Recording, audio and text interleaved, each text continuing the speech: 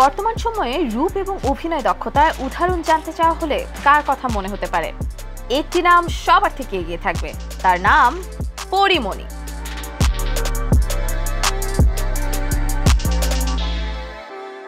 বাংলার সেই প্রাচীন প্রবাদ যেন পরীর জন্যই তৈরি হয়েছে, ধারেও কাটে ভারেও কাটে।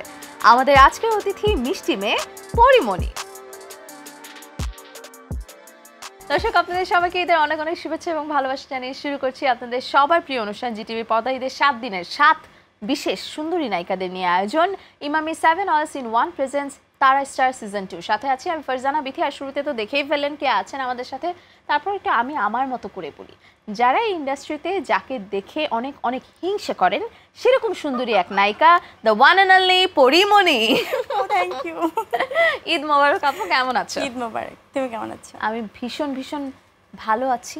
ডালাকাটা পরি দেখে কি একটু মানে আগের পরীমনির কথা মনে পড়ছে যে কি ছিলাম, কি করেছি আমি জীবনে? রিকল তো হয়ই, কিন্তু ঠিক আছে, মানে এইটা আমার এখন আমার ছেলেও এই গানে নাচে, সমস্যা নেই, আমাদের নতুন কিছু না।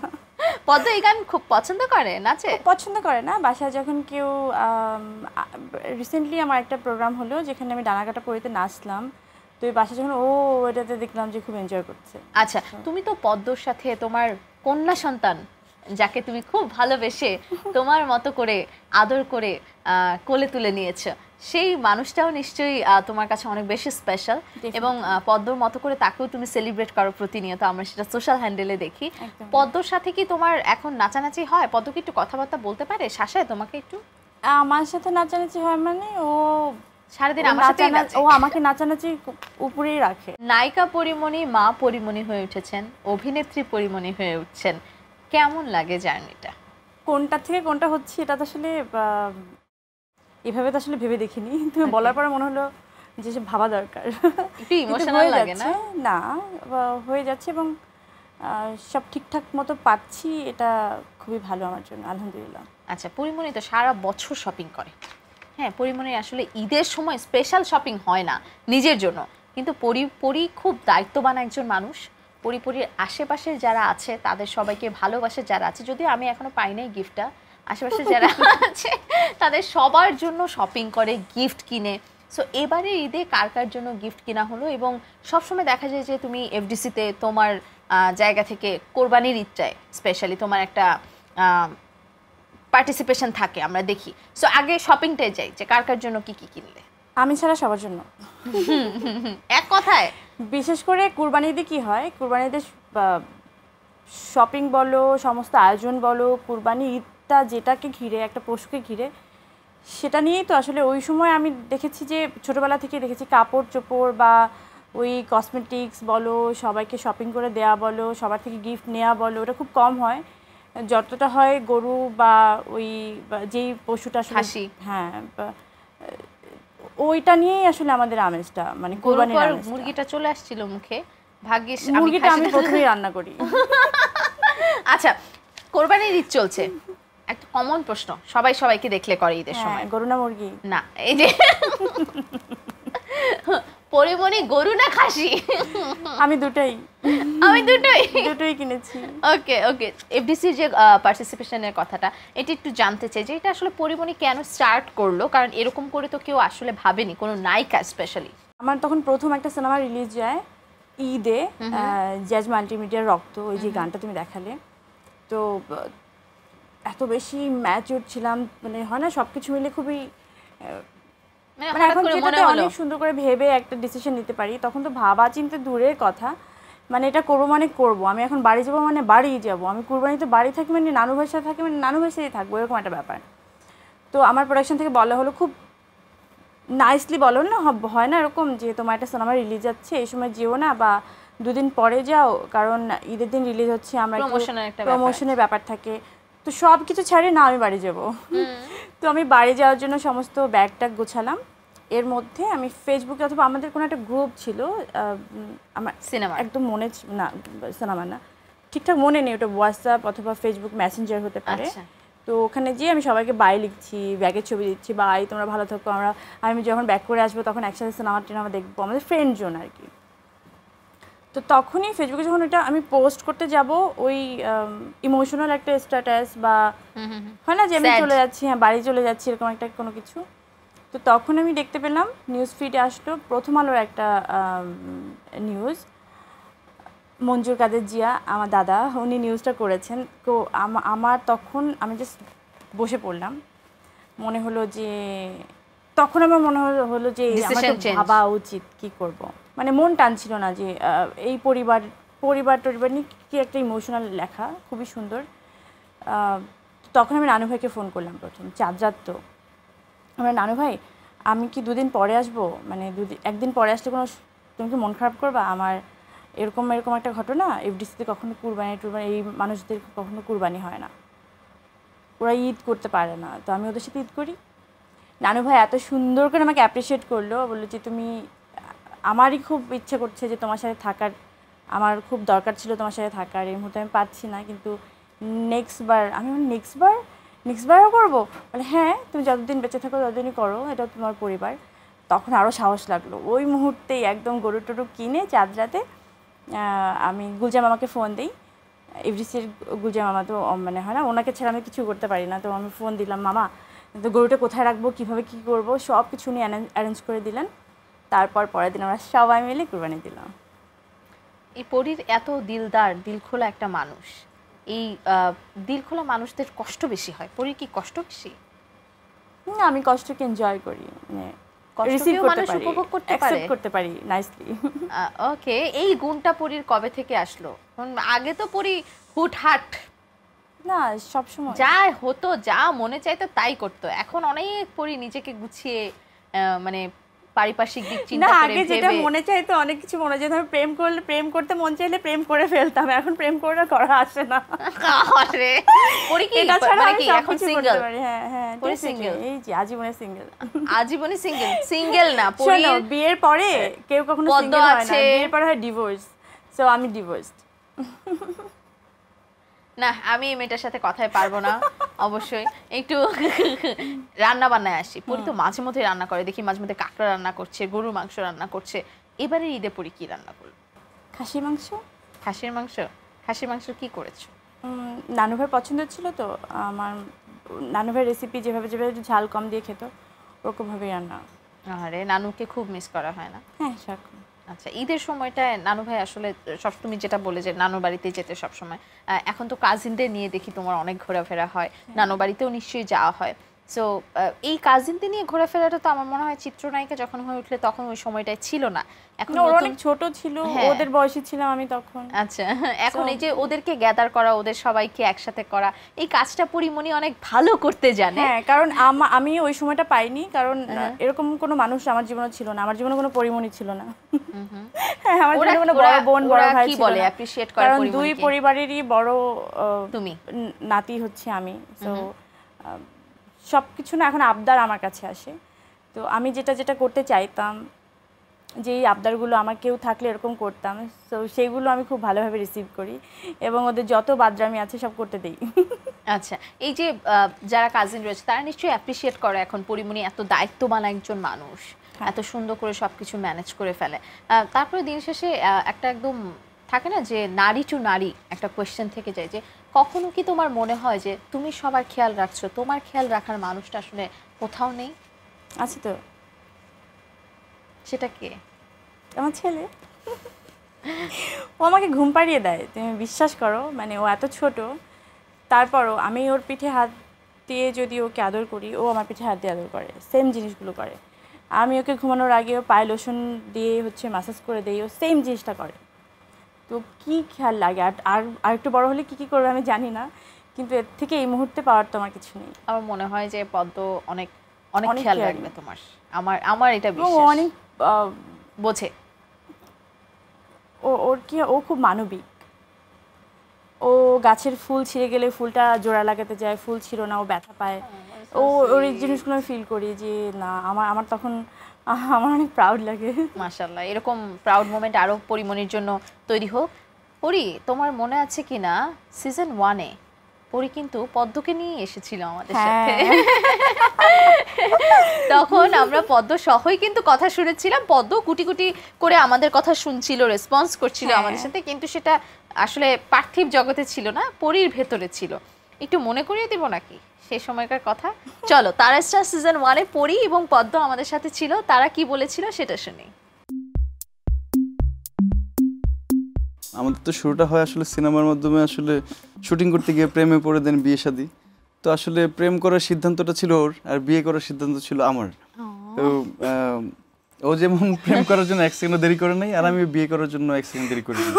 তো আমার কাছে মনে হয়েছে যে না, লাইফের অনেকটা টাইম তো গেল, তো এখন আসলে একটু স্টেবল হওয়া দরকার, খুব ব্যালেন্স একটা লাইফ হওয়া দরকার, সেটেল হওয়া দরকার।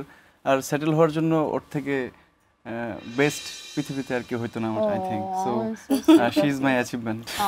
সো সুইট অফ ইউ রাজ।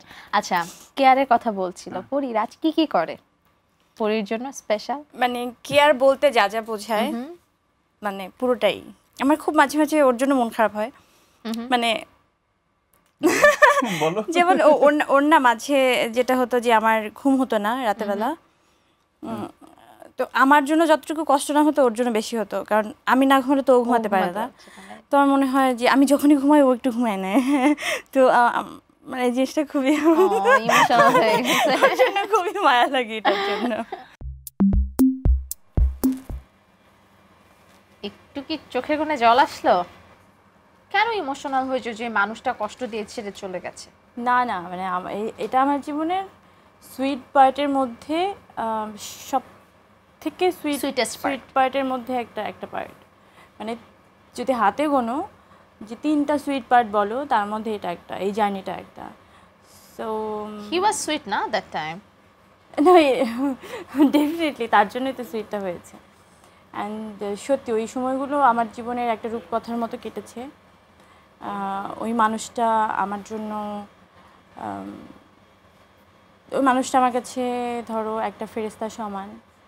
এখনকার মানুষের সাথে মিলিও না কিন্তু। হ্যাঁ হ্যাঁ, ওই সময়কার কথা বলছো, কারণ আমরা অনেক হ্যাপি যে আমরা তোমার সুইট পার্টের একটা অংশ হিসেবে থাকতে পেরেছি। ওই মানুষটাকে তোমরা আসলে কেউ বর্তমান সময়ের সাথে মিলাবো না। না, ওই মানুষটা আলাদা। এই মানুষটা আলাদা। এখন বলো যে এই যে দুই পার্থক্য, দুইটা রাজ, মানে পার্থক্যটা কেন হলো? কি মনে হয় তোমার? বাইরের কোনো তৃতীয় পক্ষের কারণে, নাকি এটা আসলে তারই দোষ ছিল? সেটা তো আমি জানি না, আমি বলতে পারবো না। কি মনে হয়? না, আমি এটা মনেও করতে চাই না। মনে তো হয় আমি পুরো এটা নিয়ে বলতে গেলে তো আবার এই সালিশ বিচার হয়ে যাবে ভাই। আচ্ছা, এটা নিয়ে আর বলতে চাই না। শুধু আমি বলতে চাই আমার এই যে জার্নিটা, ফুল প্রেগনেন্সির জার্নিটা, যদি বলো না আর্কাইভ করতে রাখা হলে জীবনে মমি করে রাখবা তুমি কি জিনিস, যদি আমাকে জিজ্ঞেস করা হয়, তাহলে আমি বলবো আমার ফুল প্রেগনেন্সির জার্নিটা। সেটা শুধু আমার বাচ্চার সাথে না, আমার এই মানুষটার সাথেও। আচ্ছা। তো এর পরের কি হলো, কেন হলো না হলো, এটা অনেক অদ্ভুত অদ্ভুত জিনিসপত্র আছে। আচ্ছা, তৃতীয় পক্ষের কথা যেহেতু আসলো, পরিয়াপু, মিমের সাথে তোমার একটা দ্বন্দ্ব ছিল, তুমি এই প্রোগ্রামে এসেই বলেছিলে, তখন তাদের পরান সিনেমা রিলিজ ছিল মিম এবং রাজের। আমার মেমের সাথে কোনো দ্বন্দ্ব নেই। মানে তখন তুমি একটা স্ট্যাটাস দাও কিংবা বলা ছিল না, দ্বন্দ্ব নেই, কিন্তু মাঝখানে কিছু একটা হয়ে গেছিল যেটা ভুল বুঝাবুঝি। নট ভুল বোঝাবুঝি, সরি। ওকে ওকে, সরিটা আসলে ভুলভাল জায়গায় ইউজ করা উচিত না। হ্যাঁ, তো কি হয়, আমরা যে লাস্ট একটা প্রোগ্রামে গেলাম হার্লেনের, তো সেখানে এই যে তোমরা বলো যে বারবার কেন ব্যক্তিগত জীবন সামনে আসে, ভাই এটা তো আমরা আনি না। না, ওখানে একটা প্রোগ্রাম, আমরা একই সাথে একই মঞ্চে 4 জন হাঁটবো। সেখানে আমার যদি মনে হয় আমার কোনো কম্পিটিটর উঠেছে, আমার কোনো শত্রু উঠেছে, আমার কোনো আমি তাকে খুবই দেখতে পারি না এরকম কেউ উঠেছে, তাহলে আমি চেষ্টা করতে পারবো না। যেহেতু আমরা আর্টিস্ট, একই প্ল্যাটফর্মে কাজ করলাম ওই মুহূর্তে, সো ওইখানে দাঁড়িয়ে এমন না যে উনি ওই মানুষটা যে মানুষটাকে আমি কি বলতে যাচ্ছি, হ্যাঁ ওরকম তো না। সো আমার তাহলে মনে হলো যে চলো আমরা কাজটা ঠিকঠাক করে করি, বাকি সব এই মুহূর্তে অফ দেই, এই মুহূর্তে সমস্ত কিছু ভুলে যাই, এই কাজটা যাতে পারফেক্টলি হয় সেটা আমরা ট্রাই করি। এই যে হাঁটাহাঁটির যে ব্যাপারটা, পরিমণিকে আমরা তো সচরাচর দেখি না যে র্যাম্পে হাঁটছে, কিন্তু পরিমণি কিন্তু র্যাম্পের মতো হাঁটেনি, পরিমণির মতোই হাঁটছে। আমি তো ট্রেনিং করিনি না। হ্যাঁ, তোমার এই যে যেটা ভাইরাল হয়েছে কি জানো, দেখাও না, কারণ ওটা আমার প্রোডাক্টে ছিল হচ্ছে লিপস্টিক। হ্যাঁ, তো এখন লিপস্টিক তুমি কি কিন্তু করবে? ওটা তো সবাই দিয়েছে, তোমারটাই তো বেশি ভাইরাল হলো, তোমার চুমুই ভাইরাল হলো বেশি। লিপস্টিকে চুমা। ও আচ্ছা এটা কি প্রি প্ল্যান ছিল নাকি তুমি আসলে স্টেজে ওঠার পর মনে হলো যে লিপস্টিকটা দিয়ে একটা চুমু দিই? না না, প্রি প্ল্যান ছিল? No pre plan. তোমারই মনে খুবই হয়েছে? সাডেনলি এবং খুবই আজব ভাবে হয়েছে যে আমি আচ্ছা আমি উঠে আমি কেন উঠছি। দুটো হাগ হলো এখানে, হ্যাঁ দুজন মানুষ জড়িয়ে হাগ ধরা করলাম। খুব ভাইরাল হলো। একটা হচ্ছে মিম, একটা হচ্ছে শাকিব খান। ও হ্যাঁ তাই তো। তো আমি দুজনকেই কেন জড়িয়ে ধরলাম? আরো মানুষ ছিল তো, তাদের জড়িয়ে ধরনি কেন? হ্যাঁ বলো তো। কারণ বলো আমার মনে চলো ধরে ভাবি নাই। আমরা, আমার মনে ধরে নাই। চলো ভাবি। আমি তোমার ভাবি না। শোনো, তারপরে বোন। যেটা হলো যে আমরা তখনই মনে হলো যে আমার কাছে লিপস্টিক কই, আমি কি হ্যাঁ। নিয়ে উঠবো ওখানে। হ্যাঁ তো এরপরে ধরিয়ে দিল হচ্ছে ওই যে আমাদের ব্র্যান্ডের সেশন। হ্যাঁ। তো তারপর আমার মনে হলো আমার লিপস্টিক কই, আমার লিপস্টিক লাগবে, এই মুহূর্তে লাগবে। তো আমি যে ঠোঁটে যে কালারটা পড়েছিলাম, সেই আমি তো colour আমার তো ব্র্যান্ডে দেয়নি। পড়লাম, ওটা ছিল খয়েরি। দেখলাম তো আমরা। তো ওটা পরে আরো সুন্দর লাগছিল। আসলে তাই মানে খুবই মিক্স হয়ে সুন্দর গিয়েছিল লাগছিল, কালার হ্যাঁ। দুটো, এবং তোমাকে তো আসলে যা খুব দাও অদ্ভুত তাতেই একটা মানায়। সুন্দর একটা রেসপন্স পেলাম সবার কাছ থেকে, খুব সুন্দর করে সবাই অ্যাপ্রিশিয়েট করলো। তোমার রিসেন্টলি যে এই যে খোপা বান, এই বানটা তো আসলে বাংলাদেশে সচরাচর মানুষ করতে পারে না। তারপরে আমি করলে যেমন কাজের বেটিদের মতো লাগবে, হ্যাঁ তুমি তেমনি কি তোমাকে বলো? তো অনেক মাঝে সুন্দর মাঝে কি লাগছে। জানি বলে। হ্যাঁ সো তুমি তোমার এই বানের আইডিয়া কবে থেকে আসলো? কারণ তুমি তো সবসময় তোমাকে দেখতাম লম্বা আইডিয়া ঘন না, কালো এটা চুল। অভ্যাস হয়ে গেছে। কিভাবে আমি বলি, আমি খুবই সুন্দর হয় না লম্বা চুল, একটু চুলটার উপরে বেশি ফ্যাসিনেশন। পাঁচজনের নেই, আমার আছে একটা ব্যাপার থাকে তো না, যতই বলি না কেন।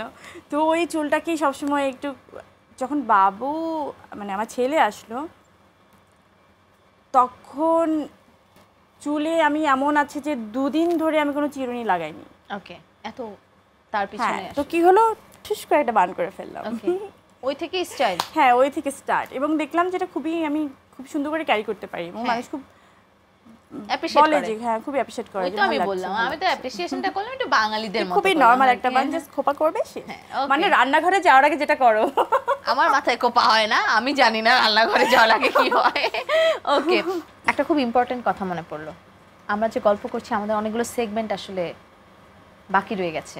সো তোমার জন্য একটা সেগমেন্ট রেডি করেছি, তোমার খুব পরিচিত, ভালোবাসার, পছন্দের দেশ বিদেশ ইন্ডাস্ট্রির অনেকের ছবির কিছু খণ্ড অংশ ওকে, তোমাকে দেখাবে শরীরের, সেটা দেখে তোমার গেস করতে হবে হুইজ দিস পারসন।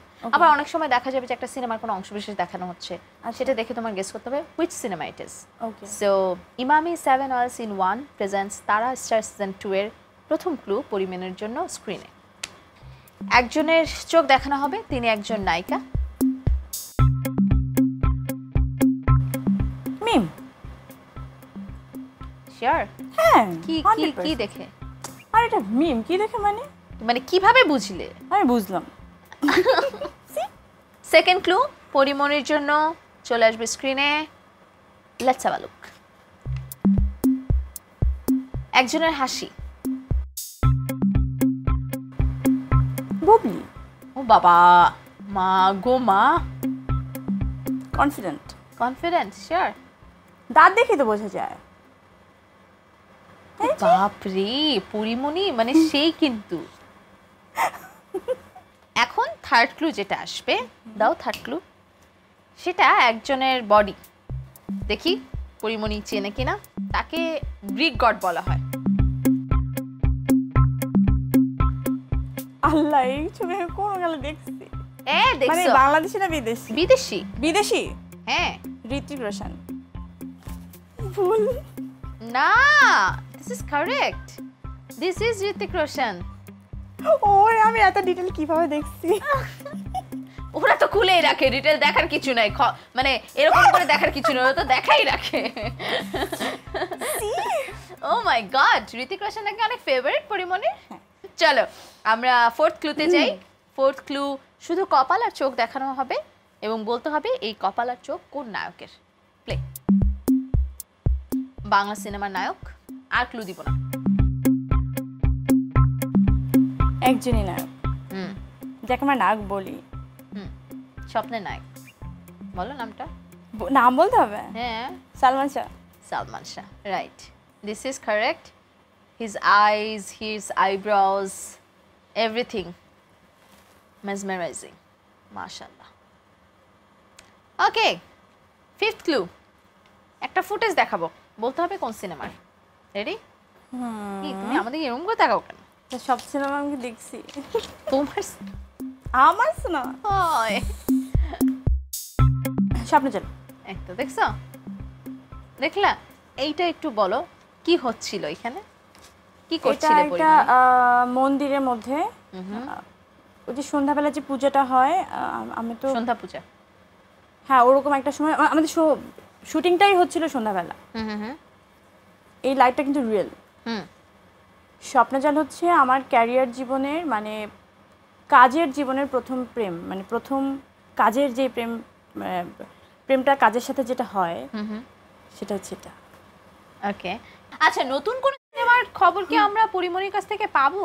পরিমণি কাজ করছে শুনলাম, কলকাতায় কাজ করছে, সেখানের ভিডিও কিছু আমরা দেখলাম। ওটার নাম হচ্ছে ফেলু বক্সি। একটা কাজ শেষ, শুধু ডাবিং পার্ট বাকি আছে। আমার ভিসাটা শেষ হয়ে গেছে বলে যেতে পারছি না, তো ডাবিংটা আটকে আছে আমার ভিসার উপরে। যত তাড়াতাড়ি হয়ে যাবে আমি চলে যাব, কমপ্লিট করার পর খুব তাড়াতাড়ি ওটা রিলিজ হবে আই হোপ। আর একটা কাজ করলাম খুব মনের মতো করে, সেটা হচ্ছে রঙ্গিলা কিতাব। আমি শুধু বারবার আটকে যাচ্ছিলাম যে বরিশালে আমি শুটিং করছি, রঙ্গিলা কিতাব আমি বলে যাচ্ছি, এরপরে তুমি আবার রঙ্গিলা কিতাব নিয়ে কি জানি প্রশ্ন করো আমাকে। না না তো ওটা খুব খাটাখাটনির একটা কাজ, আমাদের পুরো টিম অনেক খেটেছে, কারণ একটা একটা গল্প। তুমি হয়তো দেখলে বুঝতে পারবে যে আমি গুজবাম হচ্ছে না দুটো শেড হয়েছে কোথায়। এমএও হয় নাই, এমএও হয় নাই, কমে হইছে। খুবই পুরে টুরে কাজ করতে হয়েছে। শুধু আমি না, ক্যামেরার সামনে যারা ছিল তারা তো করেছেই, যারা ক্যামেরার পেছনে ছিল তারাও তাদের বেশি গেছে আর কি। তুমি কি ওখানে বরিশালের ভাষায় কথা বলেছো? আমি যেমন বললাম এমএও হয় নাই, এমএও হয় নাই, কোন জায়গায় হয় নাই, কাইন্ড অফ। প্রথম তো ব্যাপার ছিল যে পুরোটাই বরিশালের একটা ল্যাঙ্গুয়েজ আমরা কথা বলতে পারি কিনা, কিন্তু বরিশালের ল্যাঙ্গুয়েজটা তো আমার কাছে কি মনে হয় যদি তুমি কাউকে বকা দাও এবার আরাম করবি না, তাতে এই জন্য হাসি দিবে সবাই, বুঝছো? তো কাউকে থ্রেড দিতে গেলেও মানে আমার মনে হয় যে সিরিয়াস ডায়লগগুলো আমি সুন্দর করে দিতে পারবো না, আমার নিজেরই হাসি পাবে। তো তখন ভাইকে বললাম যে ভাই এটা কি করা যায়। সো এটা তখন বললো যে চলো আমরা লোকালি কিছু রাখি, কিন্তু যাতে সব ভাষাভাষীর মানুষজন জানতে পারে, মানে বাংলাদেশি যত জেলার, মানে বরিশালের ভাষা তো একটু আয়ত্ত করতে হয়েছে তাই না? না না আমি তো বরিশালের মেয়ে। তুমি তো বরিশালের মেয়ে, আচ্ছা তাহলে একটু তোমার যারা বরিশালের দর্শক আছেন, বরিশালে আছেন, তাদেরকে একটু বরিশাল্যা ভাষায় ঈদের শুভেচ্ছাটা দিয়ে দেবা। ও মা এইভাবে কেলাই কেন দাও। সবাই ঈদ মোবারক মোর পক্ষ থেকে। আপনারা বেশি বেশি করে দিয়া গরুর মাংস খাইবেন, হ্যাঁ আবার বেশি খাইয়া লাইয়েন না, বেশি খাই হার্ট অ্যাটাক করেন না, অনেক গরম একটু বুঝে শুনে খায়েন। হয় হাসি কেন পাই জানো? কারণ আমরা আসলে আমাদের বাংলা ভাষা এত সমৃদ্ধ, এই যে ভাষার জন্য যে জীবন দেওয়ার যে ব্যাপারটা না, এটা যখন দেখি বিভিন্ন অঞ্চলে যাই, বিভিন্ন অঞ্চলের বিভিন্ন ভাষা, নোয়াখালীর একরকম, বরিশালে কত কত আলাদা আলাদা ভাষা, কিন্তু দিন শেষে মত প্রকাশের ভাষা কিন্তু একটাই, বাংলা। সো আমাদের আসলে মানে গর্বের জায়গা অনেক বেশি। সো ওই জায়গা থেকে আসলে আমি বলবো যে যারা তোমরা অভিনয় শিল্পী রয়েছে, অভিনেত্রী, অভিনয়ের সাথে যারা জড়িত, সেটা ডিরেক্টর হোক, প্রডিউসার হোক, সবাই তাদের আসলে পাওয়ার জায়গাটা অনেক বিস্তর। আমরা তো আসলে কাছে যেতে পারি না, কিন্তু তোমরা তো অনেক কাছে যেতে পারো। আমি যখন ওরা যখন খুব কাছ থেকে ভিডিও টিডিও করলো, তখন বললাম যে আপনি ক্যামেরা নামান, আমি একটু ভিডিও করি। একটা ভিডিও আমার কাছে আছে, আমি হয়তো খুবই রিসেন্টলি বা যখন এই কন্টেন্টটা রিলিজ হবে তখন আমি হয়তো এটা প্রমোশনের জন্যই দিতে পারি। তো তখন আমি যখন ভিডিও করলাম বললাম ক্যামেরা নামান, আমি একটু ভিডিও করি। তারপরে আল্লাহ আদি মগো মতো কথা কয়, ইয়া কইলে হইবে। তখন আমি বললাম যে আমি তো আপনাদেরই লোক, আমি তো এখানকারই মেয়ে। হ্যাঁ সবাই তো আসলে অনেকেই জানে, কিন্তু সবাই জানে না। নায়ক নায়িকা এবং সাংবাদিক একে অপরের পরিপূরক। নায়ক নায়িকা বাদ দিলাম, তারকা এবং সাংবাদিক। তারকাদের কাজ না থাকলে সাংবাদিকদের প্রচারে কিছু থাকে না, আর সাংবাদিকরা যদি প্রচার না করে কেউ তারকা বনে উঠতে পারে না। একদম একদম।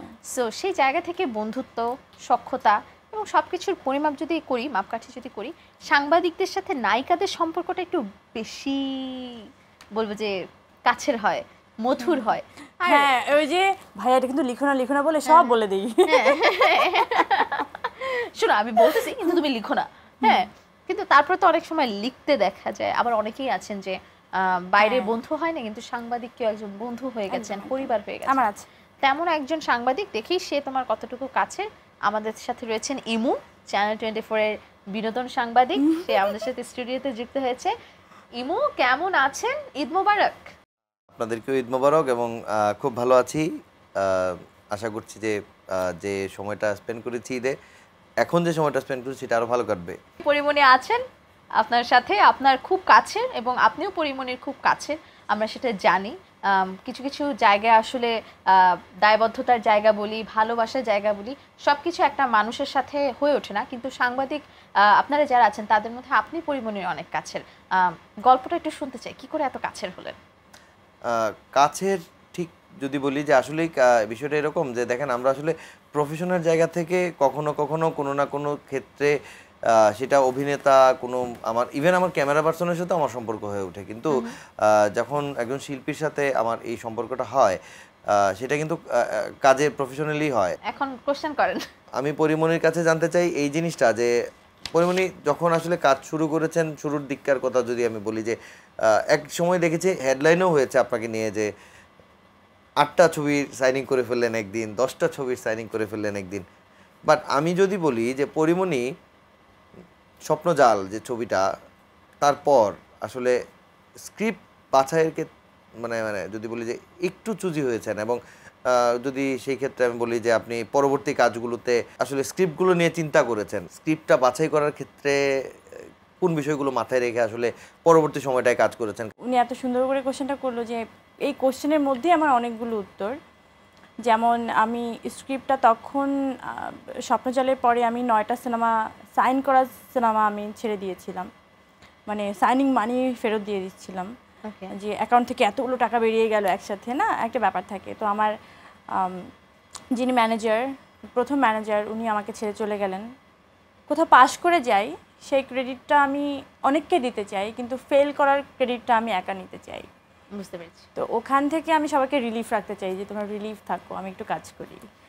তো ফাইনালি আমি যখন স্বপ্নজালটা, যে বললাম প্রথম প্রেম কাজের সাথে, আমার প্রেমটা হয়ে গেলে না, তুমি আসলে সত্যি প্রেমের যদি সন্ধান পেয়ে যাও, অনেক জায়গায় ট্রাই আর করতে পারবে না। তো কাজের সাথে আমার প্রেমটা এমন যে আমি জানি এখন আমি কি করতে চাই। যখন আমি সত্যি সত্যি ওই ক্ষুধাটা বুঝতে পারলাম যে আমার আসলে কি চাই, তখন মনে হলো যে না, আমি এবার সিরিয়াস আমার হওয়া লাগবে। কারণ তখন তো আমি না বুঝিয়ে, হয় না, যে আমি এমন আছে যে আমি এফডিসিতে ঢুকলাম, আমি 6টা ফ্লোরে কাজ করেছি। তেমন খুব ব্যক্তিগত যদি যেভাবে আমি ভাগ করতে চাই, সেভাবে আমি আমার ক্যারিয়ারটাকে ওভাবে দেখতে চাই যে ক্যারিয়ারে ভালোবাসা সীমাহীনের মতো একটা সিনেমা করে এসেও আমি সবার থেকে এরকম পাই যে শিল্পী সরকার অপু, উনি আমার মায়ের স্বপ্নজালে মায়ের ক্যারেক্টার করেছেন। উনি আমার মাই, মানে বাস্তব জীবনে উনি মায়ের মতো করেই ভালোবাসি বা ওই কেয়ারটা করি। উনি বলেন যে দেখ, এখন যদি কমার্শিয়ালি কোনো ফিল্মের আর্টিস্টকে নিয়ে এভাবে ভাবতে হয়, আমাদের ছোট পর্দার লোকজন যারা আছেন বা নতুনরা যারা আছেন, তাকে কিন্তু জয়া হাসানের পরে কিন্তু তোর কথা ভাবে। তো এটা আমার কাছে খুব প্রাউড লাগে যে এই একটা লাইন তো আমার কাছে অনেক বেশি ইম্পর্টেন্ট, অনেক বেশি গর্বের জায়গাটা ওইটাই। তখন আমার মনে হয় যে না, কিছু তো একটা করতে পারলাম, কিছু তো একটা অর্জন হলো।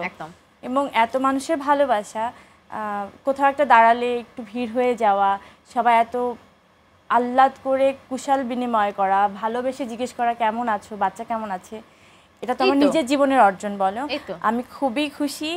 আর সত্যি কথা বলতে, আপনাদের সবার সাপোর্ট না থাকলে, ইমু ভাই আপনাকে বলছি, আপনার কোশ্চেনের উত্তরে এত কথা বললাম যে আপনাদের জার্নালিস্টদের, আমার শুরু থেকেই জার্নালিস্টরা এত বেশি আমাকে হেল্প করেছে। কোনো কিছুতে হয়ে গেলে, মানে না পরিত এরকম না, আমি তো শুরু থেকে এরকম দেখে এসেছি, নিজেদের মধ্যে একটা গন্ডগোল লেগে যাওয়ার অবস্থা। কেউ যদি হয়তো একজন জার্নালিস্ট কিছু একটা বলেছে, 4 জন দাঁড়িয়ে গেছে, এরকমও হয়েছে আমার নিজের দেখা। তো আমি খুবই ব্লেস তো ডেফিনেটলি, এবং সবাই এত আদর করে। আমার মনে হয় যে মাঝে মাঝে যে হয় না যে আমি খুবই ইন্ডাস্ট্রিতে এতিম, মানে হচ্ছে আমার মা বাপ 14 গোষ্ঠী, তো পৃথিবীর কেউ তো এই ইন্ডাস্ট্রিতে নেই। ইন্ডাস্ট্রিতে তো এতিমই আমি, ব্যক্তিগত লাইফ তো এতিমই, কিন্তু ইন্ডাস্ট্রিতে আমার কখনো এতিম মনে হয় না, কারণ এদের জন্য। পরিমণি কোনো একটা সাক্ষাৎকারে বলেছিলেন যে আমি আমার সামনের দিনগুলোতে কাউকে আর পাশে নিচ্ছি না বা আমার নামের পাশে তার নামটা থাকছে না, এই বিষয়টা কি আসলে পরিমণি নিজ থেকে ইচ্ছে করে বলা, নাকি আসলে ভবিষ্যতে যদি কেউ আসে কি আসবে কিনা এরকম কিছু কি পরিমণি কখনো ভেবেছে যে আরেকজন আমার সাথে যুক্ত হবে? আপনি জীবনের সঙ্গীর কথা বলছেন তো? জি। আমার জীবনে আর কোনো সঙ্গী আসবে না। মানে এক কথায় উত্তর পেলাম। আসবে না মানে আসবে না। শেষ। এটার জন্য আমি এখন জানি না কোথায় লিখিত দিতে হবে। এখন মুড চেঞ্জ হয়ে গেলে তোমার তো মুড সুইং হয় অনেক। না, এই বিষয়ে কোনো আর মুড চেঞ্জের কোনো অপশন নেই, কারণ দেখো বারবার তো সব জায়গাতেই সব কিছু পেন্সিলে হয় না, কখনো কখনো তো এমন দাগ আছে যেটা আসলে উঠানো সম্ভব না, কোনো রাবার নেই, ইরেজ করা যাবে না। তো হ্যাঁ, কঠিন। তো আমার লাইফের এই পার্টটা আসলে কোনো পেন্সিলে লেখা নেই, এটা আমি তোমাকে বললাম, যেটা বললাম এটাই, এটা কোনো ইরেজ হবে না। বাবা, আমি আমার লাইফের সমস্ত সুখ দুঃখ আমি আমার বাচ্চাদের সাথে শেয়ার করতে চাই, ওদের নিয়ে থাকতে চাই। আমি দেখেছি যে পরিমণি কোনো জায়গায় যদি শুটিংয়ে যান বা কোথাও দাঁড়ান সেখানে সেলফির হিরিক পড়ে যায়। রিসেন্ট লাস্ট টাইমে আসলে এমন কোন জায়গায় আসলে সেলফির হিরিকটা আসলে পড়েছে? সবশেষ তো বরিশাল শুটিং করলেন, কলকাতায়ও কাজ করেছেন। কলকাতায় কেমন ছিল আসলে শুটিং পরিবেশ থেকে শুরু করে যদি বলি যে অন্যদের রিসিভ করে নেওয়াটা? কলকাতা না, কলকাতা ওই যে একটা প্রোগ্রামে আমরা জিজ্ঞেস করা হলো বছরের বেস্ট প্রোগ্রামে লাস্ট ইয়ার, যে কলকাতাকে আপনার বিদেশ মনে হয় কিনা। আমার এখন একদম বিদেশ মনে হয় না, খালি তখন মনে হয় যখন আমার পাসপোর্টটা আটকে দেওয়া হয়, যে 1 মাস পরে ভিসা দেওয়া হবে, তখন মনে হয় যে পাসপোর্টের যখন হয় না যে 7 দিন পরে আমার ভিসা শেষ, তখন মনে হয় আচ্ছা এটা তো বিদেশ, আমি চাইলেই যেতে পারবো না। বাট ওটা আমার দেশের মতো মনে হয়, কারণ প্রথম রিজন হচ্ছে যে একই ভাষাভাষীর লোকজন, হয়তো টোনটা আলাদা, কিন্তু কি বলতে যাচ্ছি, কিভাবে আমার ব্যথা প্রকাশ করছি, কিভাবে ভালোবাসা প্রকাশ করছি, সমস্ত কিছু একরকম। খাওয়া দাওয়া খুবই সিমিলার। ওদের আনন্দ ফুর্তি যেমন আমরা অনেক ঢেকে ঢাকে একটু রাগ একটু চাপিয়ে রেখে আনন্দটা করি, ওরা অনেক মন খুলে আনন্দ করে। আমরা যেমন মানে মাথা গরম কাউকে ধম করে থ্রেড দিয়ে দিয়ে, ওরা একটু রেখে ঢেকে থ্রেডটা দেয়। আচ্ছা, একটু অপোজিট। আচ্ছা, ওরা নাকি একটু কিপটে হয়? না না না, কিপটে হয় না, মানে আমরা ভুল জানি যারা আসলে কখনো কখনোই না, এক্সপেরিয়েন্স কারণ করেনি। আমি যে সিনেমাটা করে আসলাম, মানে একটা কথা আছে না, দাদা খেয়ে এসেছেন না যে খাবেন, ওটা আমি জানি না, কারণ আমি তো শুটিংয়ে প্রচুর খাওয়া পেয়েছি এবং প্রচুর খাওয়া খেয়েছি। আমার রোলটাই এমন ছিল যে খাও। ওকে ওকে। হ্যাঁ, কিপটা কিভাবে হবে বলো, আমাকে এতগুলো রেমুনেশন দিল। ও বাবা, এই জায়গা মতো ধরা, এই পরিমাণে জায়গা মতো দিয়েছে কিন্তু। হ্যাঁ বলো। হ্যাঁ, ওকে। তো সবকিছু মিলে দারুণ ছিল অভিজ্ঞতা। আচ্ছা ইমু ভাই, সারা জীবন তো আপনারা কোয়েশ্চেন করে থাকেন তারকাদের, কখনো তো এরকম হয়নি না যে তারকা আপনাকে ডিরেক্ট কোয়েশ্চেন করলো, আপনি বলেন, এটা আপনি বলেন, এরকম হয়তো বা প্রেস কনফারেন্সে হয়, বাট আজকে পরিমণির একটা চান্স আছে সাংবাদিক ইমুকে কিছু কোয়েশ্চেন করার, লুফে নাও। আচ্ছা ইমু ভাই, প্রস্তুত? রেডি হন। প্রস্তুত। কেমন আছেন? ঈদ মোবারক। ঈদ মোবারক। আবারও দিলাম ঈদ মোবারক। বাংলাদেশের সমস্ত সুপারস্টার থেকে শুরু করে নিউকামার যারা আছেন, তাদেরকে হুটহাট করে যখন এত বোল্ডলি কোশ্চেন করতে হয়, সেটা খুব পার্সোনাল লাইফ চলে আসে, সেক্ষেত্রে আপনি এত সাহস, মনে হয় না যে ক্যামেরার বাইরে যে বলবে যে খুব পার্সোনাল রিলেশন থাকলেও জিমু তুই এটা কীভাবে জিজ্ঞেস করলি, এই ভয়টা কি কাজ করে নাকি এমনি এমনিই বলে দেন? খুব ছোট বয়সে আমি বাবা মাকে হারিয়েছি, তো কষ্ট করে ওঠার জায়গাটা দেখেছি এবং সেখান থেকেই নিজেকে শক্ত করার চেষ্টা করেছি। তো ভয় হয় না, কারণ যে মানুষগুলোকে আমি প্রশ্ন করি তাদের অধিকারটা নিয়েই প্রশ্ন করি এবং তিনিও বুঝেন যে আসলে এই প্রশ্নটার উত্তরটা দেওয়া যায় এবং তিনি দেন, এটাই আমার জন্য ব্লেসিং। কিন্তু ইমু ভাই, এই আসে Pause. বাতি জ্বলছে। আপনারা যে বলেন আপনারা যে বলেন অমুক, হ্যাঁ অমুক সূত্রে জানা গেল, গোপন সূত্রে এই জানা গোপন গেল, এই সূত্রটা গোপন কি? সূত্রটা আসলে কি পৃথিবীতে এক্সিস্ট করে কি করে না? হ্যাঁ, গোপন সূত্র এক্সিস্ট করে। আমি আপনাকে শুধু নাকি এটা শুধু চাপিয়ে দেওয়ার জন্যই বলেন না আপনারা? না, আমি আপনাকে এই পরিমণি সাংবাদিক হয়ে গেল। আমি আমি আমি আমি পরিমণিকে সাংবাদিক হিসেবেও দেখেছি, তো আমি তো পরিমণিকে মুখোশে একজন সাংবাদিক হিসেবেও দেখেছি, তো আমি উত্তর দিচ্ছি। পরিমণির কথাটা আসলে যে একদম ভুল তাও না, আবার কথাটার যে যুক্তি নাই সেটাও না। দেখেন আমি বলি যে পরিমণির ঠিক পাশের মানুষটাই আমাকে সেই তথ্যটা দেয় তার মানে সমস্ত খারাপ ঘরের মানুষ। হ্যাঁ, তো পরিমণির ঠিক পাশের মানুষটা যখন আমাকে তথ্যটা দেয় এবং সে পরিমণির কাছে ভালো থাকতে চায়, তখন তো বলতেই হয় যে বিশ্বস্ত সূত্রে এজন্য বা এই গোপন পাশে কেউ সূত্রে। নাই, সমস্ত কিছু হচ্ছে নারীর বন্ধন। পরিমণি, আসলে এই মুহূর্তে ইউটিউবার বা কন্টেন্ট ক্রিয়েটারদের একটা আধিক্য এই সাম্প্রতিক সময় আমরা দেখতে পাই, সেইটা তো আপনাকেও ফেস করতে হয়। এটাকে আসলে আপনি কিভাবে দেখেন একজন শিল্পী হিসেবে? আমার প্রথমেই যেটা হজম করতে কষ্ট হয় সেটা হচ্ছে একটা ফোন নিয়ে দাঁড়িয়ে যাওয়া, খুবই, এবং একটা মাইক্রোফোন এনে শরীরের মধ্যে মানে জামা কাপড়ের মধ্যে আসলে হ্যাঁ পিন করে দেওয়াটা, যে এই আমি যদি এখন বলতে চাই খুব এর থেকে খারাপভাবে বলা, সুন্দর ভাষা আমার বেরোচ্ছে না, যে স্পর্ধাটা তারা কোথায় পায়। কোনো জার্নালিস্ট এসে যেভাবে তার সাথে একজন ক্যামেরাম্যান, একজন লাইটের মানুষ, একজন সাউন্ডের মানুষ, প্রপারলি একটা সেট আপ থাকে এবং তাকে একটা ডিলিং এর ব্যাপার থাকে, যে আপু হোক, ভাই হোক বা অমুক হোক তমুক হোক, যেভাবে তার ছোট হোক, যেভাবে স্নেহ করে নামটা বলা, যে তোমার একটা ইন্টারভিউ আমরা এভাবে নিতে চাই, সেই ব্যাপারটা, কনভারসেশনটা, হ্যাঁ সেই আপু এটা এখানে লাগাতে হবে, মানে এই বিষয়টাই তো আমি হজম করতে পারি না, অন্য কিছু তো বাদ। তো আমি লাস্ট, আপনারা যে বলেন অনেক লজ্জাজনক এটা, এবং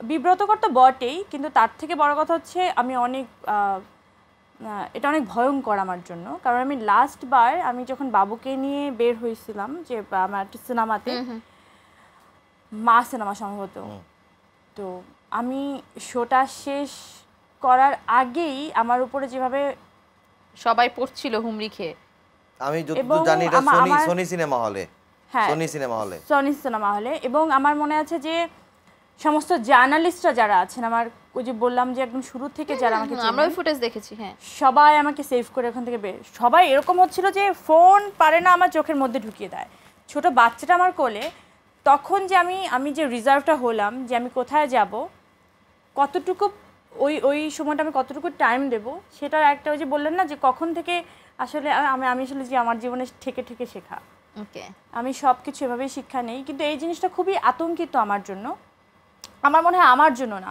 সমস্ত আর্টিস্টদের জন্য এটা খুবই আতঙ্কিত। ইমু ভাই, thank you so much once again and Eid Mubarak for joining with আস।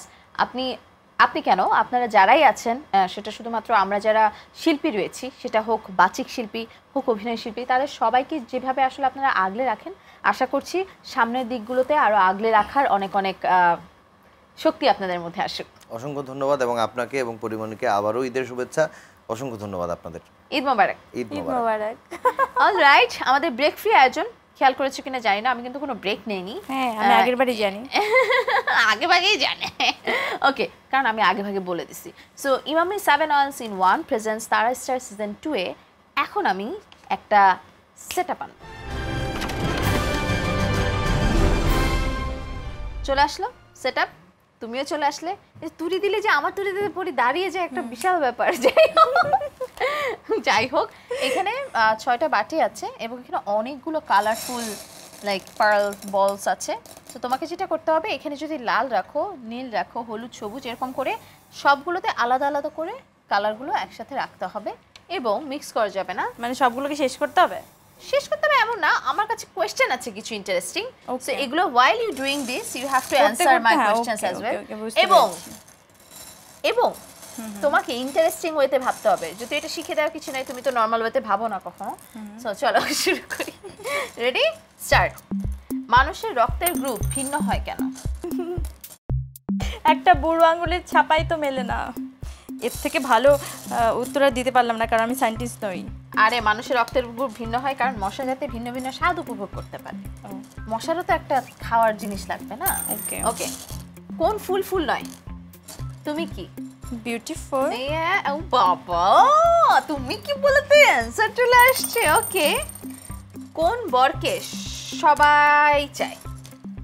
বরকে? কোন বরকে সবাই চায়?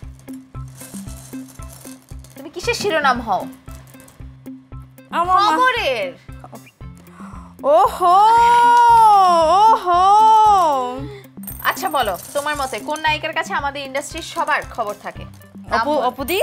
অপুদি। ওকে, একসাথে কয়টা প্রেম করেছো এট এ টাইম? কখনো 3 times, 4 times? No no no no every time each time 1-1? হ্যাঁ একদম। ওকে। অনন্ত জলিল তোমাকে প্রেমের প্রস্তাব দিলে তুমি কি করবে? বর্ষাপুকে জানাবো। বর্ষাপুকে জানাবো। আচ্ছা, আর যদি জায়েদ খান তো সিঙ্গেল, সে যদি দিগবাজি দিয়ে দিয়ে তোমাকে প্রেমের প্রপোজাল দেয়? জায়েদ আমার ভাই হয়, সবাই জানে। ওকে মানে আমাদের কিন্তু একদম ফ্যামিলি। ওকে। কে বেশি জনপ্রিয়, শাকিব খান নাকি জায়েদ খান? ইস কি আই কোশ্চেন রিপ্লেস করো। মানে তোমার কি মনে হয় না, না, না, জনপ্রিয়তার দিক না। থেকে শীর্ষে কে? তোমার কি মনে হয়? না না, এটা কোনো কথা। আচ্ছা, বাংলাদেশ জাতীয় ক্রিকেট দল কয়বার বিশ্বকাপ জয় করেছে? ক্রিকেট দল? হ্যাঁ। আমি পারি না, এটা সবাই জানে। আরে কি বলো, মানে কি মনে হয় জিতেছে কি? একজনকে ফোন করতে হবে আগে। ওকে, একবারও জিতেনি। কোন দেশ? দেশ না। দেশ না, সন্দেশ। সন্দেশ। ওকে, শেষ শেষ। আয়নার সামনে কতটা সময় কাটাও? আগে তো অনেক কাটাতাম, এখন পারি না। ওই কোথাও ওই তোমাদের এখানে আসার সময় যখন রেডি হলাম তখনই, এরকম আর কি। ওকে, 5-13 কত হয়? 5-13? 5 গুণফল 13। ভাই এই অঙ্ক জিজ্ঞেস করলে কিন্তু ভাইগা যাবো ভাই, আল্লাহর কিরা। 65। একটা ধাঁধা ধরি। বাজার থেকে সাহেব আসলো কোট প্যান্ট পরে, কোট প্যান্ট খোলার পর তার চোখ জ্বালা করে।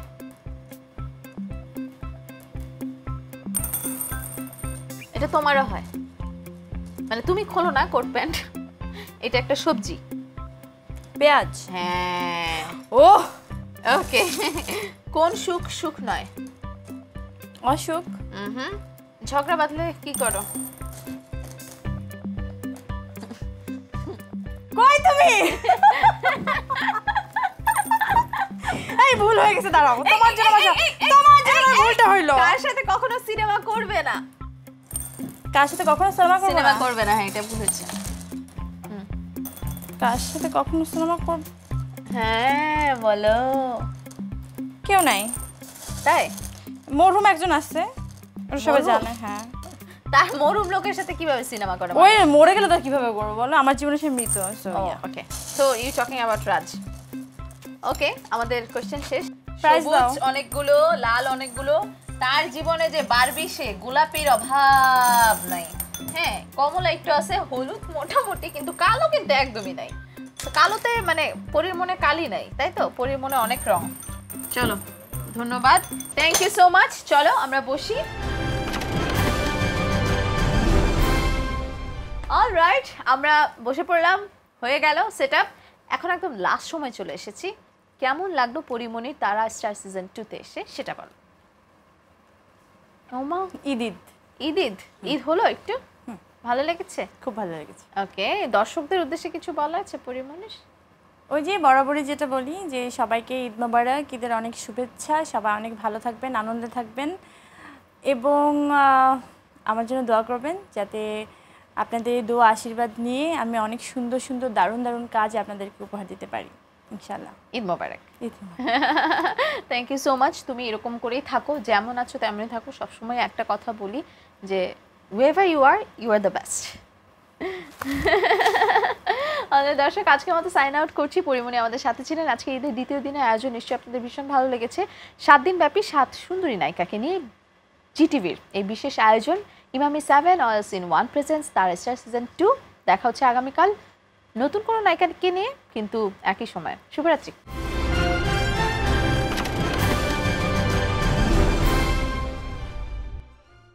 আজ পার্টিতে যাব, তাই চুল ব্লো ড্রাই করাচ্ছি। বারবার চুল ব্লো ড্রাই করার কারণে তোমার চুল ড্যামেজ হয়ে ঝরে পড়ছে। তোমার দরকার Emami 7 oils in 1 non sticky hair oil. এর 7টি তেলের উপাদান চুল ও স্ক্যাল্পের ড্যামেজ সারিয়ে চুলকে করে মজবুত এবং চুল পড়া কমায় লক্ষণীয়ভাবে। এখন স্বাস্থ্যোজ্জ্বল চুলে হাসো প্রাণ খুলে।